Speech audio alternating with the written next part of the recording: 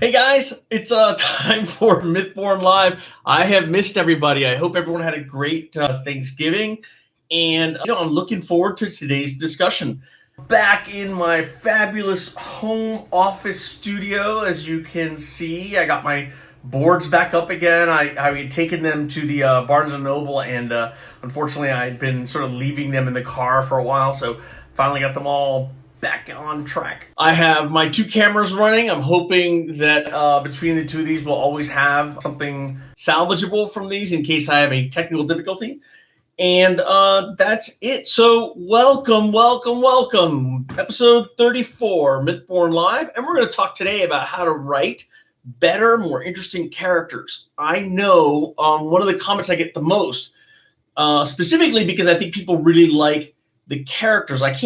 I don't want to claim ever that my story is what it isn't, right? I did not intend to write the next big, fantasy War and Peace or some literary piece of work. I wanted to write something that was light, it was fast, it had an actiony feel, the kind of fun movie you could enjoy when we were kids. Want all my scenes to make sense and to hang together. So in that sense, I wouldn't give myself the kind of breaks that some of the early 80s and 90s gave to action movies.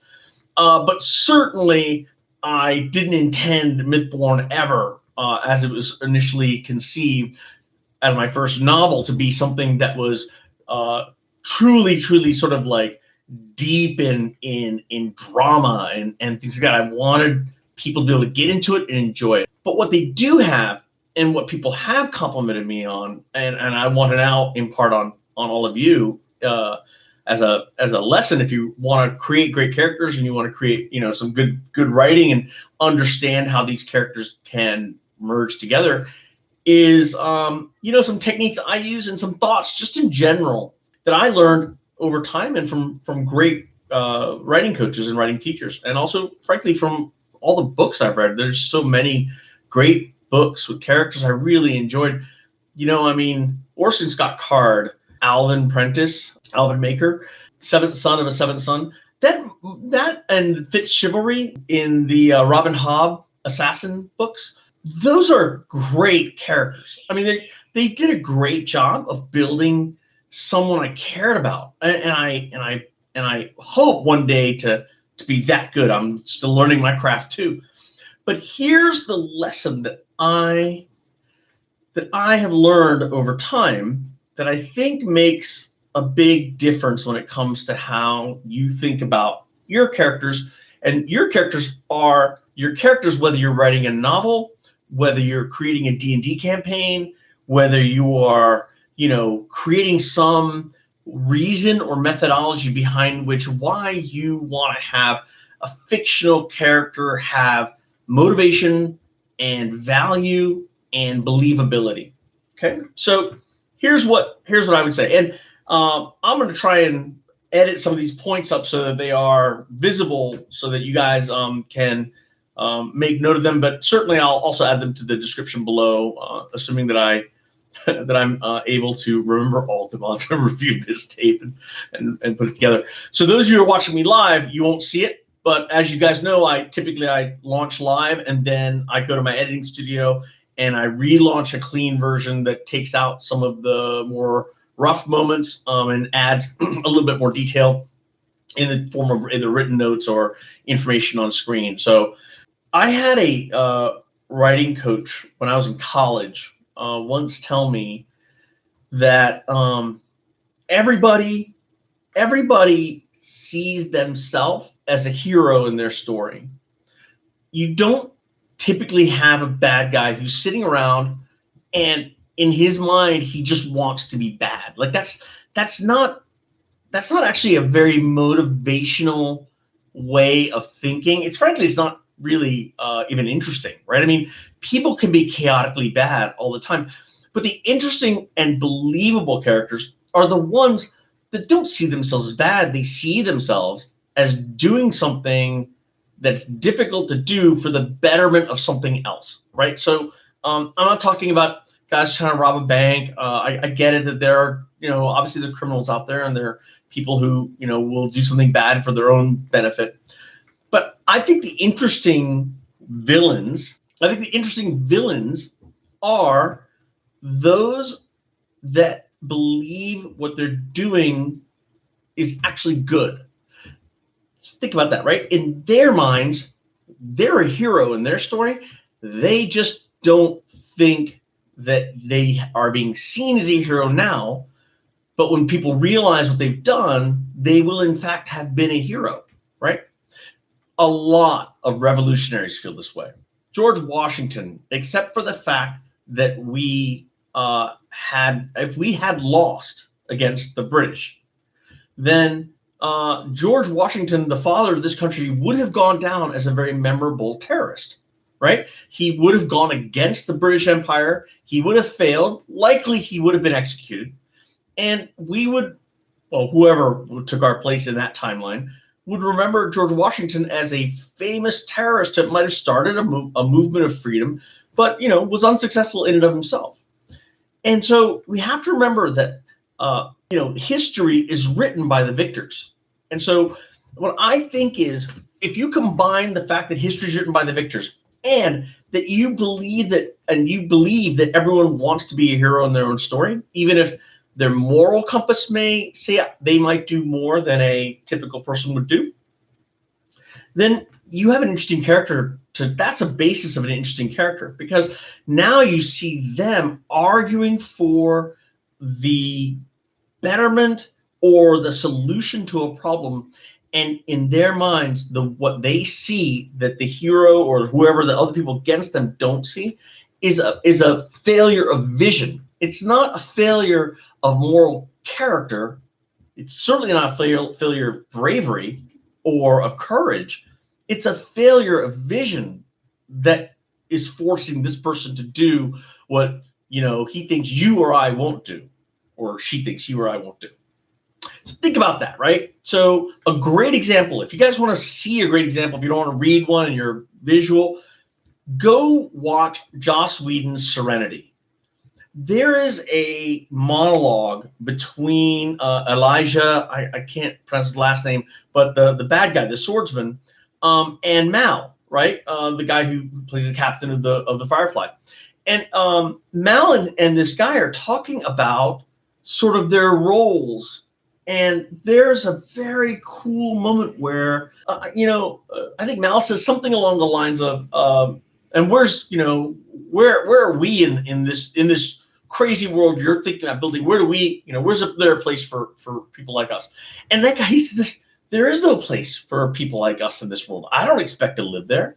He said, I'm doing this so that this world will be a better place. But there is no place for someone like me in that world. That world can't sustain monsters like you or I. And there's a piece of self sort of realization that I found to be very compelling in that character, because he saw himself as necessary for change, but not necessarily a part of the world he would create.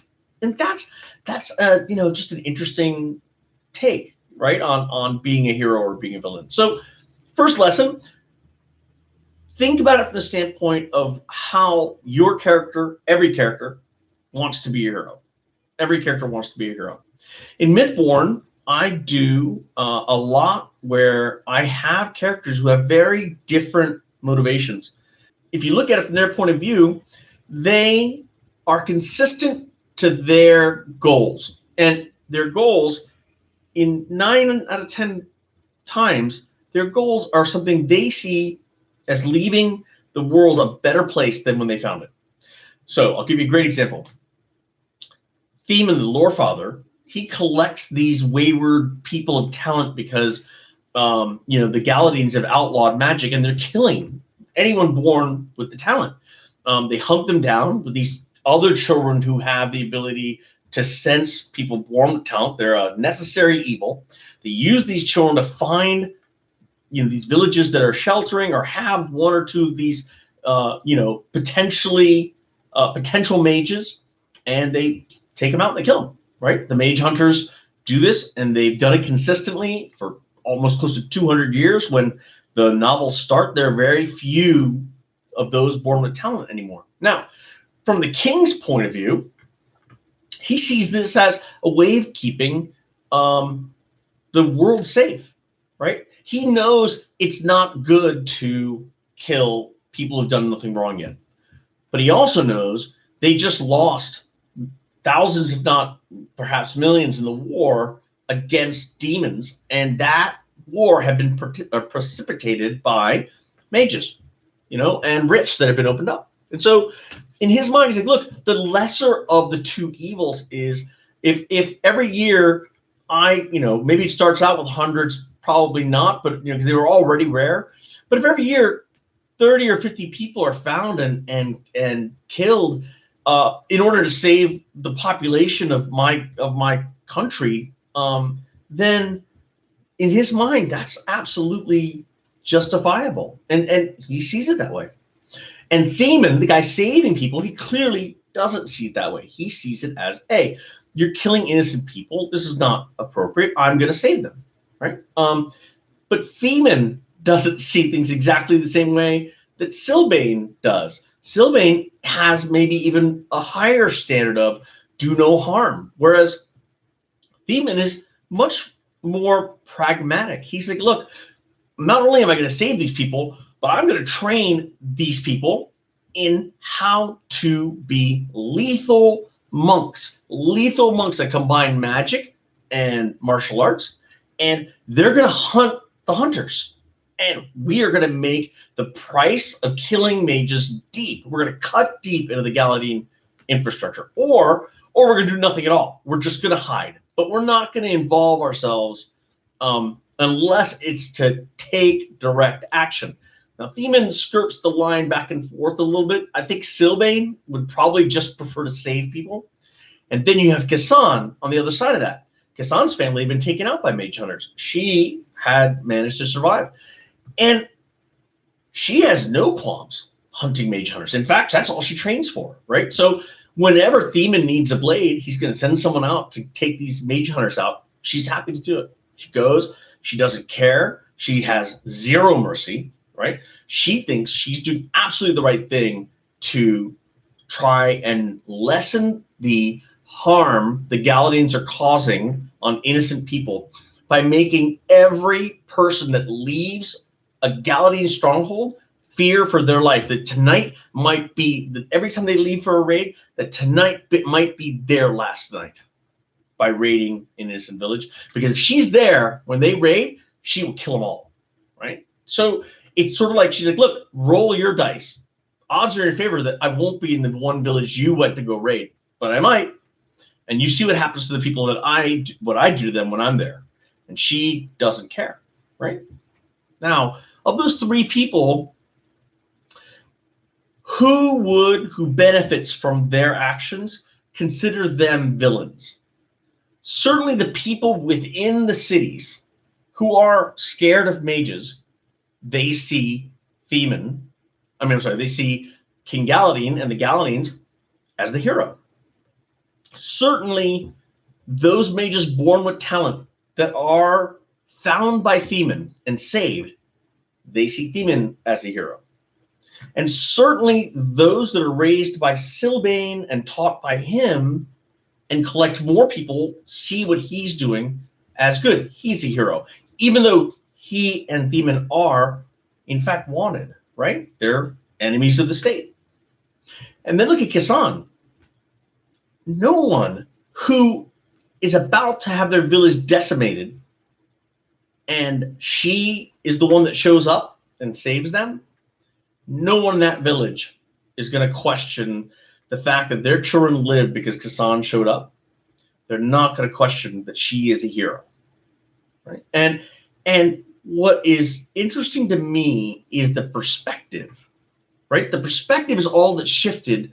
It was the eye of the beholder that defined whether they were a hero or a villain, because they are both, depending on who's looking at them. Now, think about Lilith. Lilith is the queen of these demon kind, which in fact are a race called the Aris. And the Aris are sort of like genies. They have a lot of, they're almost pure magic. They almost have no corporeal body, except they can possess a body.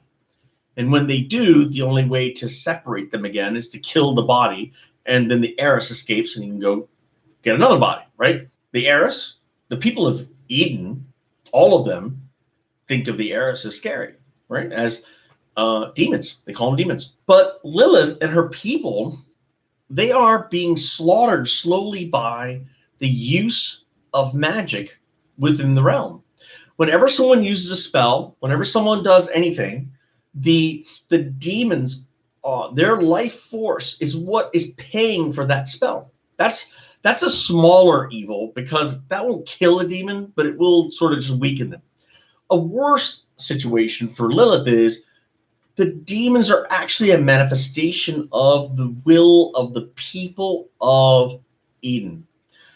It's their dreams, it's their faith that brings life, that gives life to this amorphous energy that then coalesces into a sentient being known as the Aris. So what does the Aris think, right? They are at the whim of these people, but they also need these people. They can't kill them, right? Because they do, the dreams die, the gods die. But even weirder, we know that over time, over hundreds of years, faith changes, right? We're not talking about like these demons aren't the product of one person's faith. That's what mages do. They have that incredible willpower to manifest like fire or whatever. It's based on faith. But these Aris are actually the manifestations of a society of people. So they have a much higher level of permanence, but they pay the price over time when people's faith changes. So in one of my small editorial pieces, I asked a question: what happened to Zeus when Jupiter arrived, right? What happened to the old gods when the new manifestation, the new replacement religion came into being? You know, did they go quietly? Did they fade? What happens to the children of those gods when those children die? When they don't die as in like, oh, they were killed in a battle, they die because faith in them dies. Now you see that Lilith and her people are essentially slaves. They're slaves to the fickle, crazy, up and down impermanence, right? The up and down variance, the up and down uncertainty of their life.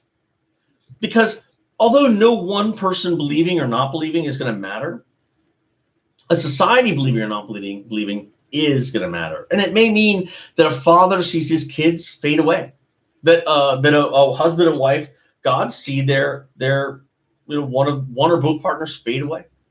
Like in that Star Trek episode with Apollo, right? All of the gods had basically allowed themselves to be gone because they said, hey, the world isn't a place for faith like that anymore. We have no place in it. Only Apollo stayed behind.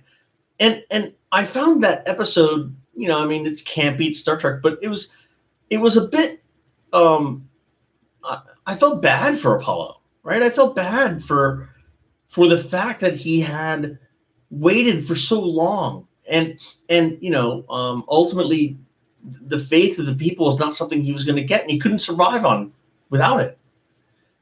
And that in that moment, what you realize is that not only is Lilith looking to stop these people from coming after them, but she's also, what is she doing? She's creating more reason for these people to.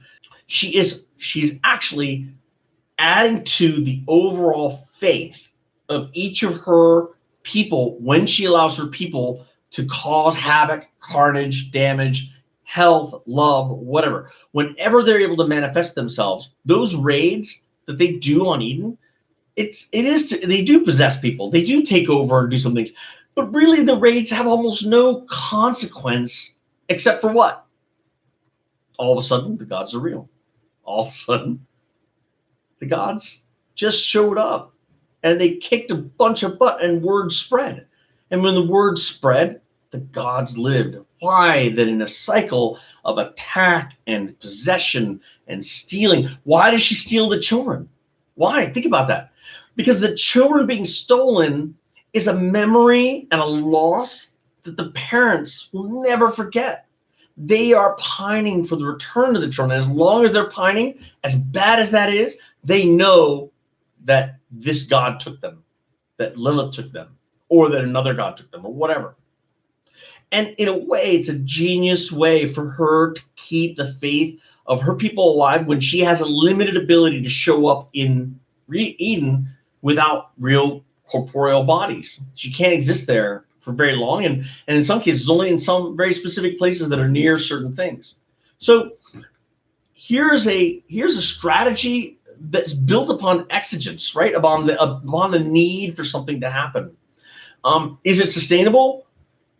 We're going to find out. That's what Mythborn's about, right? The birth of myths, the evolution of this world is absolutely what I'm exploring. How long can this go on, and how can things change? So that's my, sort of one part. And I guess I realize now this would probably take up 3 parts. I want 3 or 4 things I want to tell you. So let's make this part 1 on the fly and talk about better writing techniques and tips. And this is building great characters.